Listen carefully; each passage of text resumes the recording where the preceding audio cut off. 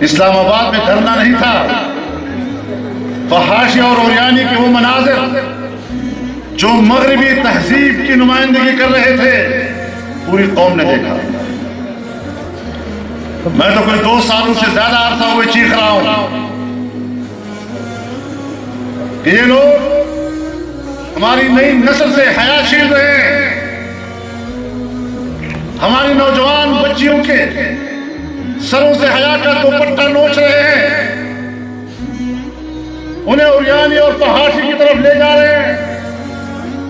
لیکن اب آپ نے تو وہ مناظر دیکھے، پوری قوم نے وہ مناظر دیکھے، جو بات ہم کئی سال سے کہہ رہے ہیں، قوم نے وہ سب کچھ آج اپنی آنکھوں سے دیکھ لیا ہے۔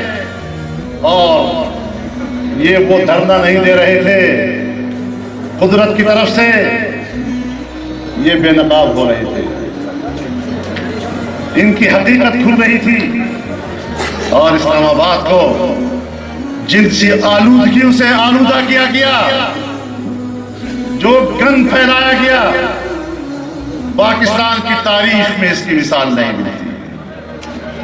اور پھر کہتے ہیں ہم نے دھرنا دیا، اور طویل ترین دھرنا دیا، اور تاریخ کا سب سے طویل دھرنا۔ میرے بھائیوں، دھرنے دن کو دیے جاتے ہیں، یہ رات کے مجرے ہوا کرتے ہیں، دھرنے نہیں ہوا کرتے۔ تاریخ کا مانتے ہیں کہ تاریخ کا طویل ترین مجرا اسلام آباد میں سجایا گیا۔ شرم آنی چاہیے،